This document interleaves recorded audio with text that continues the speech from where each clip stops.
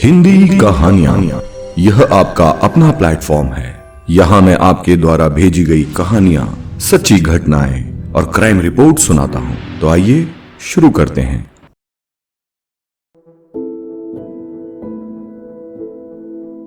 आज की कहानी पूना से। सुमित पुणे के एक संभ्रांत परिवार का लड़का है।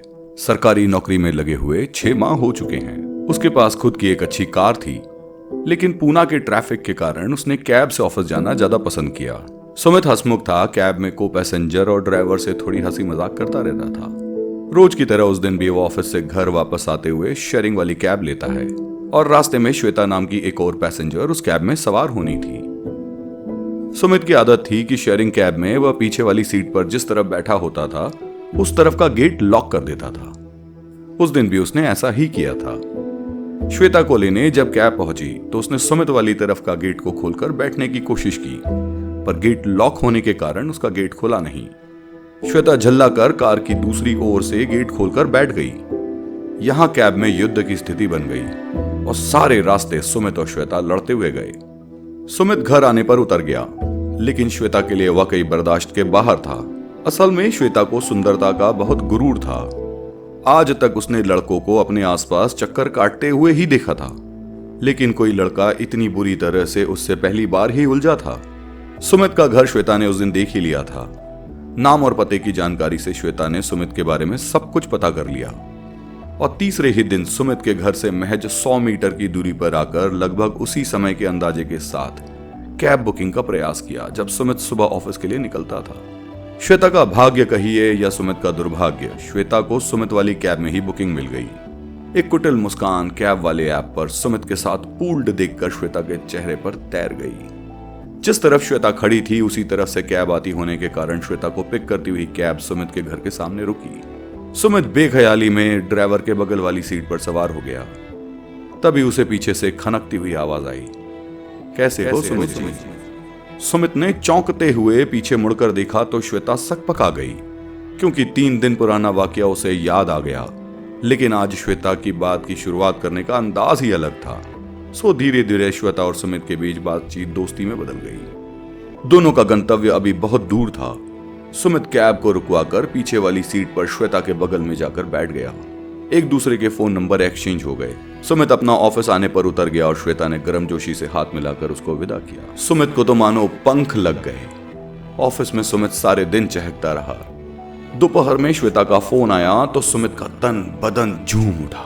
श्वेता ने उसको लंच साथ करने का प्रस्ताव दिया, जो उसने सहर्ष स्वीकार कर लिया। दोपहर तकरीबन 1 बजे दोनों सुमित के ऑफिस से थोड़ी दूर पर एक रेस्टोरेंट में मिले, साथ में लंच किया। अब तो यह लगभग रोज का ही किस्सा बन गया। ऑफिस के बाद शाम को भी दोनों मिलने लगे, साथ साथ घूमते फिरते। दोनों के बीच में प्यार के अंकुर फूटकर खिलने लगे। एक दिन श्वेता ने अंकुर को दोपहर में फोन कर बताया कि शाम तक वह घर में अकेली है और अगर सुमित उसके घर आ जाए तो दोनों अच्छा समय साथ में व्यतीत कर सकते हैं। सुमित के सिर पर प्यार का भूत पूरी तरह से चढ़ा हुआ था। अपने बॉस को तबीयत खराब का बहाना बनाकर सुमित श्वेता के घर के लिए निकल पड़ा। आने वाले किसी भी तूफान से बेखबर मस्ती में चूर सुमित श्वेता के घर पहुंचा और डोरबेल बजाई। अंगड़ाई लेते हुए श्वेता ने अपने घर का दरवाजा खोला। श्वेता ने सुमित को अंदर लेकर गेट बंद कर लिया। चाय और नाश्ते का एक दौर चला और फिर एकाएक ही श्वेता जोर जोर से चिल्लाने लगी। सुमित को कुछ नहीं समझ में आ रहा था। श्वेता चिल्ला क्यों रही है? कुछ ही पलों में आस पड़ोस के बहुत से लोग जमा हो गए और श्वेता के घर के अंदर आ धमके। श्वेता ने चुपचाप मेन गेट पहले ही खोल दिया था। श्वेता ने बताया कि सुमित ने घर में घुसकर उससे जोर जबरदस्ती करने की कोशिश की है। उनमें से एक आदमी ने तत्काल पुलिस को फोन लगा दिया। यह सब इतना जल्दी हुआ कि सुमित को सोचने समझने का मौका ही नहीं मिला। थोड़ी ही देर बाद सुमित सलाखों के पीछे था। श्वेता ने उस दिन की छोटी सी लड़ाई का विकराल बदला ले डाला था।